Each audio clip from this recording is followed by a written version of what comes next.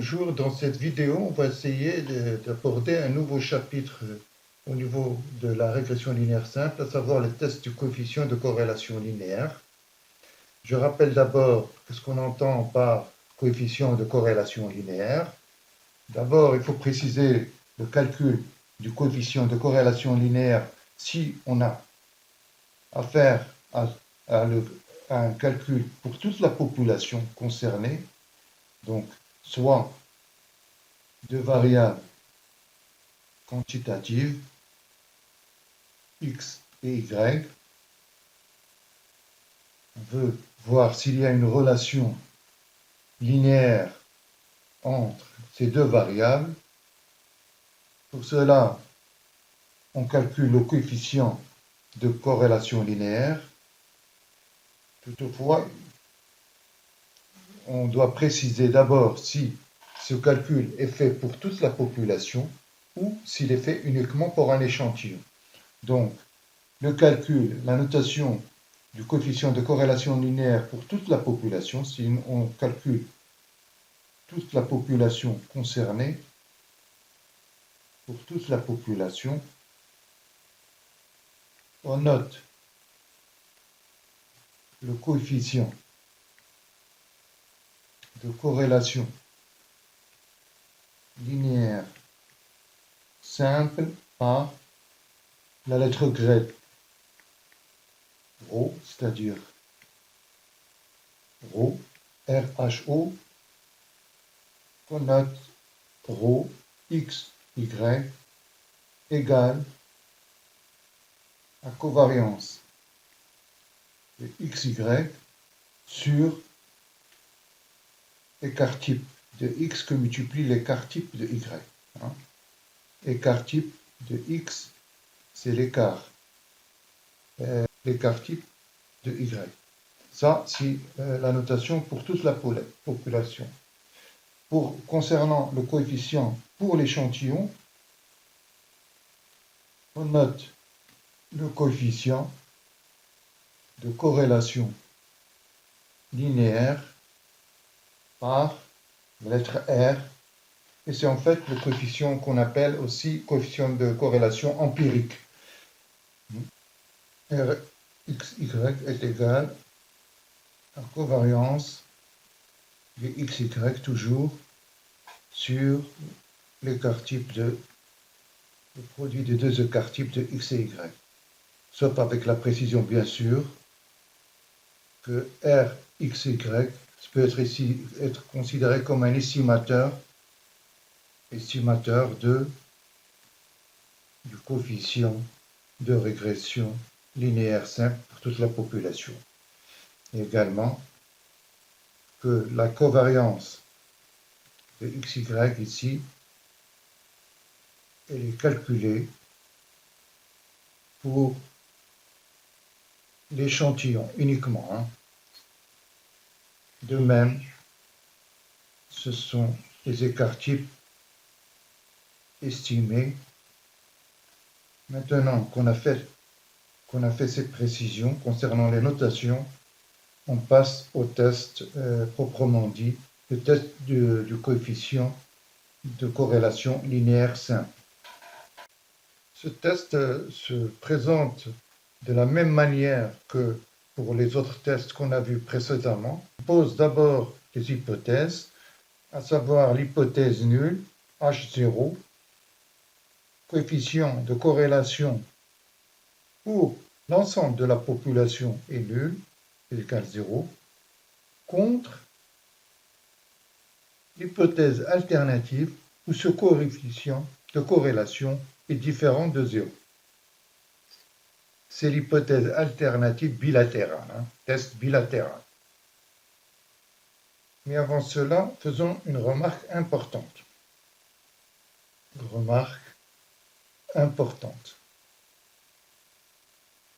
Et réalisée dans le cadre des hypothèses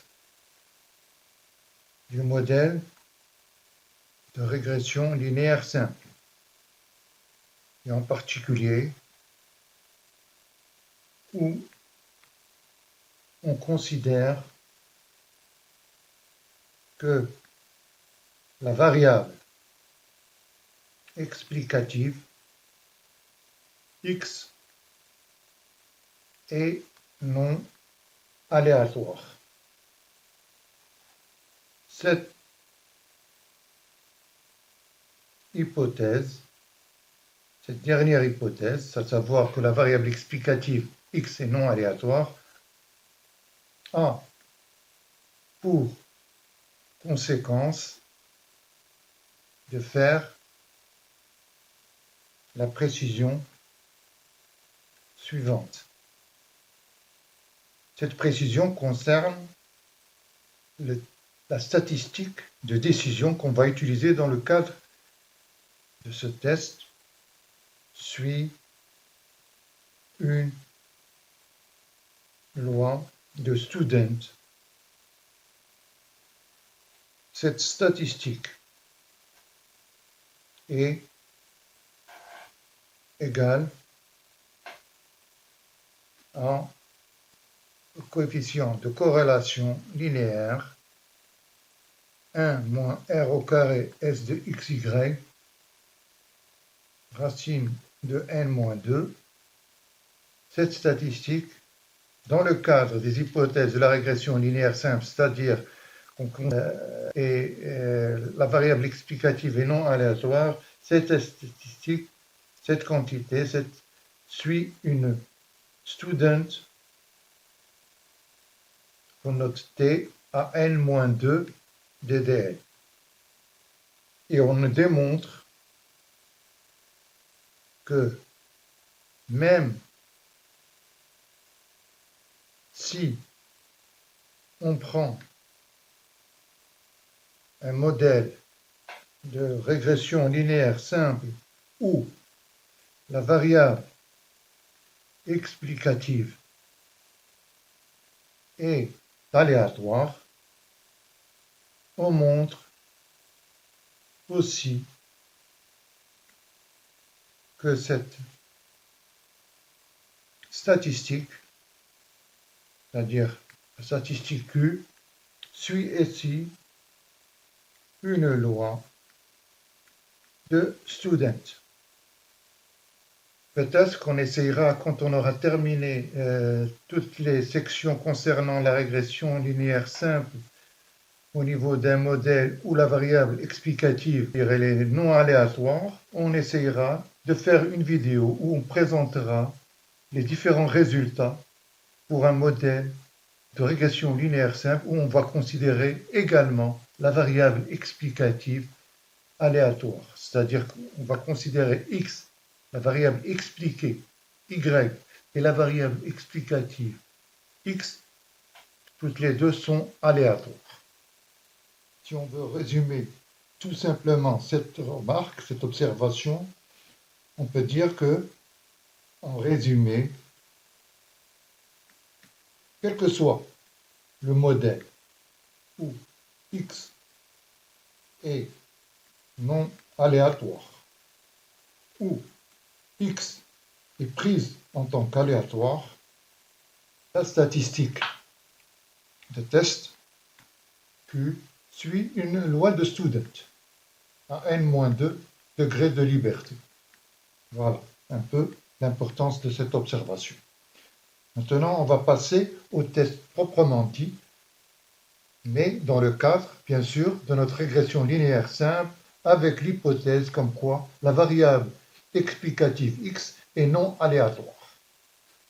Prochaine vidéo, on va essayer de présenter un modèle de régression linéaire simple où x, variable explicative, et y, la variable expliquée, sont toutes les deux aléatoires, et on verra qu'on obtiendra les mêmes résultats que pour un modèle où la variable x explicative est non aléatoire.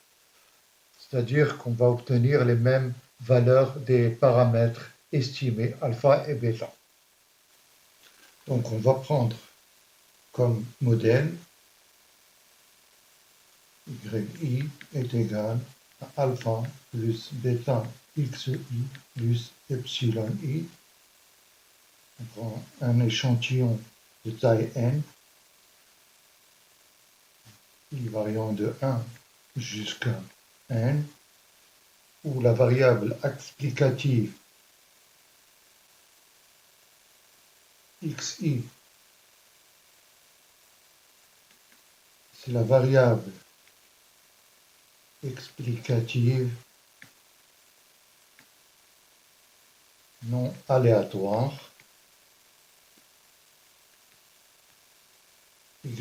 yi, variable à expliquer qui est aléatoire. Bien sûr, avec les hypothèses du modèle de régression linéaire simple, notamment que la variance de l'erreur est égale et constante, quel que soit i variant de 1 jusqu'à n. Donc, en partant de ce modèle, on va essayer de tester l'hypothèse nulle de significativité du coefficient de corrélation linéaire. On note pour xy. Donc on va poser l'hypothèse nulle, H0, de xy égale 0 contre l'hypothèse alternative qu'on note H1, xy différent de 0.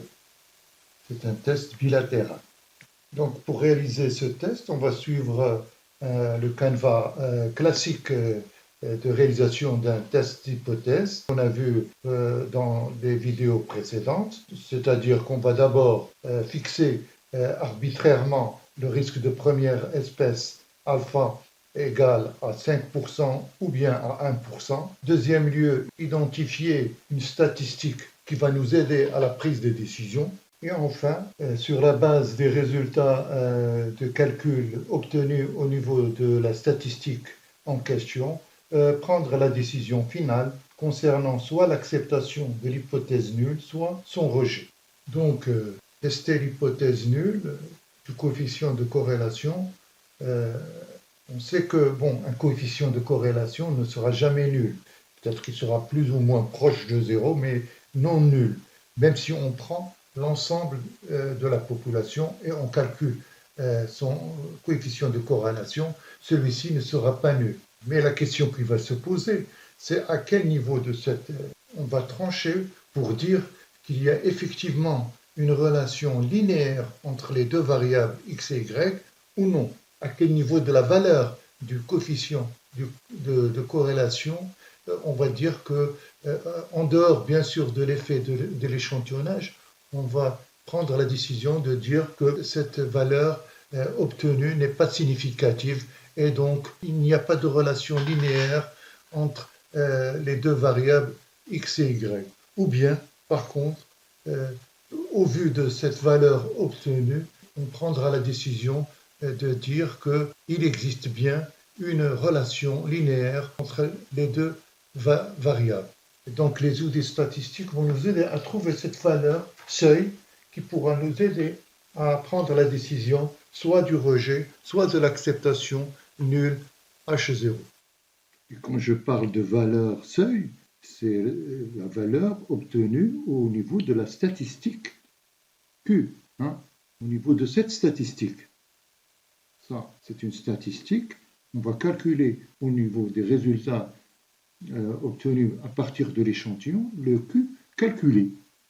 Si R de xy tend vers 0, alors la quantité calculée, la statistique calculée, va tendre effectivement elle aussi vers 0, puisque le coefficient tend vers 0, le coefficient de corrélation obtenu tend vers 0, mais 1 moins r au carré de xy tendra vers 1, et donc la statistique calculée tendra vers 0.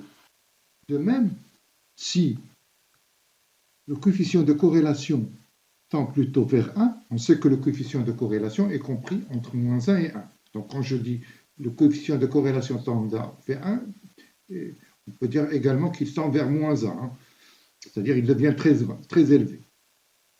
Alors, la quantité calculée de la statistique, elle sera très élevée, pour ne pas dire tendra vers l'infini.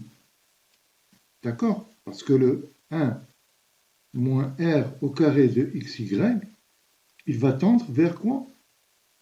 Il sera très petit. Et comme dénominateur très petit, la quantité Q sera très élevée. Voilà un peu la relation entre le Q calculé et le coefficient. C'est à travers le Q calculé qu'on essaye d'aborder, de voir si la coefficient de corrélation est très proche de 0 ou bien il va être proche de 1. D'accord? On doit répondre à la question, est-ce que le coefficient de corrélation est significativement différent de 0? On va essayer de présenter maintenant les 2 ou 3 étapes du test. Bon, en premier lieu, on fixe d'abord, arbitrairement, on fixe le risque de première espèce, à savoir alpha qu'on note alpha. Alpha, c'est une probabilité, c'est-à-dire la probabilité de rejeter H0, sachant que H0 est vrai. D'accord? C'est ça là. Et généralement, alpha est très petit.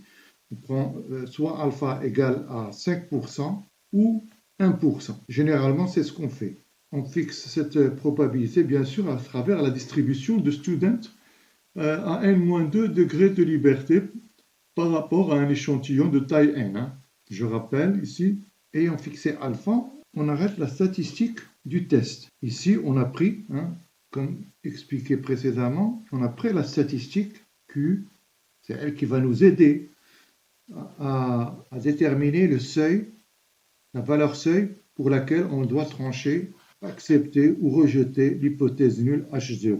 Précisons d'abord que Q est une variable aléatoire qui suit une loi de Student, comme on l'a admis il y a un instant, à n-2 degrés de liberté.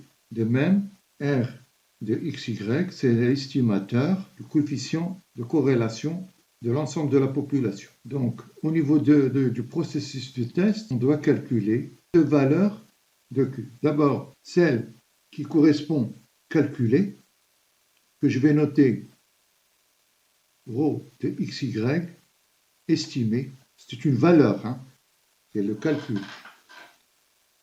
C'est le calcul par le biais du coefficient, par le biais de l'estimateur qui est R, noté Rxy.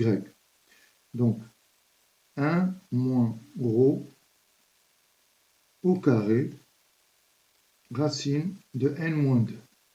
Donc ça, c'est une valeur calculée. Ça, c'est la première valeur calculée de Q, c'est-à-dire celle qu'on tire à partir des résultats de la régression et des observations contenues dans l'échantillon. La seconde valeur, ce sera celle issue de la table de Student, puisqu'on a fixé la probabilité d'erreur de première espèce, à savoir alpha. On lui fait correspondre le quantile à cette probabilité alpha, le quantile d'ordre Q1 moins alpha sur 2, issu de la table de Student à n-2 degrés de liberté. C'est cette valeur, Q1 moins alpha sur 2. Alpha sur 2, du moment qu'il s'agit d'un test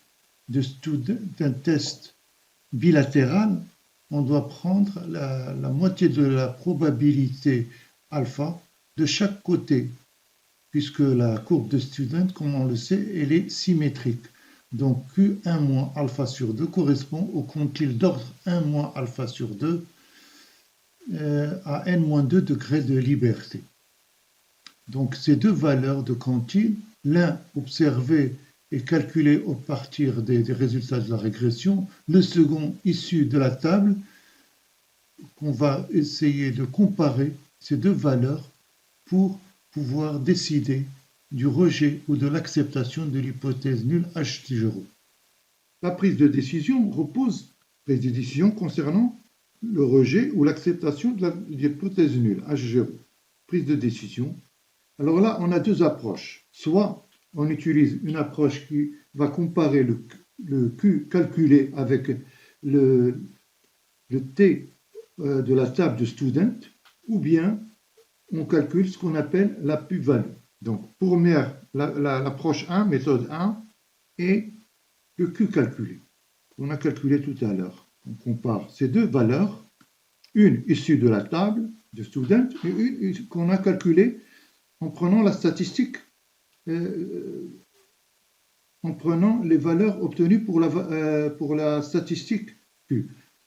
Si on a Q calculé en valeur absolue, on prend la valeur absolue du Q calculé, elle est supérieure au quantile 1 moins alpha sur 2, notons que Q de 1 moins alpha sur 2, il est positif, hein, puisque alpha est très petit, et comme la courbe de student, la loi de student, elle est symétrique, donc Q de 1 moins alpha sur 2 est positif, donc là, on rejette, pour ce cas, on rejette de H0.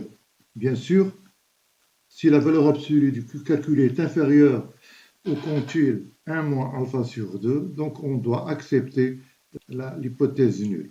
Schématiquement, en fait, hein, on peut faire un petit schéma pour montrer la chose, pour montrer ce que l'on a pour montrer la zone de rejet, donc soit la courbe de student, qui est symétrique par rapport à l'axe x égale 0, et ça c'est les quantiles, hein, qu'on peut noter aussi parce que c'est une student avec t. Hein. Donc ici, supposons qu'on a la probabilité 1 moins alpha, hein, c'est la zone d'acceptation, hein, et là c'est de la symétrie, ça c'est les quantiles de la table quand on fixe alpha, donc la zone de rejet c'est ici, hein, et ça c'est la zone de rejet, et à l'intérieur, ça c'est la zone d'acceptation. Et si on a le Q calculé, soit il est supérieur en valeur absolue, c'est-à-dire il est supérieur, c'est à partir d'ici, hein, que se trouve le Q calculé. Soit il est ici, soit il est en valeur absolue supérieure à Q de 1 moins alpha sur 2. Donc ça, c'est les zones de rejet. Alors ça, c'est l'approche 1. Il y a également une deuxième méthode, calculer les probabilités critiques. Et c'est d'ailleurs la méthode qui est présente au niveau des différents logiciels statistiques. Donc, méthode 2, utilisation de la probabilité, ce qu'on appelle en anglais la p-value, c'est-à-dire on va calculer, on sait que sous H0, la quantité Q, la statistique Q, suit une loi de student à n-2 DDR. Donc on va calculer la probabilité que, en valeur absolue, la statistique est supérieure en valeur absolue au Q calculé. Et on obtient une probabilité. Et c'est cette probabilité petit p qu'on va comparer avec la probabilité de première espèce, alpha, décision, si petit p, la probabilité critique, est inférieure à alpha, rejet de H0, ou si P, bien sûr, est supérieur ou égal à alpha, on accepte H0. Pour en voir un peu, là aussi, qu'est-ce qu'on entend par cet intervalle, quand on met probabilité de Q supérieure à la probabilité de Q calculée, on veut dire simplement que soit la statistique Q est inférieure à moins la valeur absolue de Q calculée, ou bien c'est l'union de deux intervalles, ou bien Q est supérieur à Q calculé. Voilà ce qui termine cette vidéo. Je vous dis salut et à la prochaine.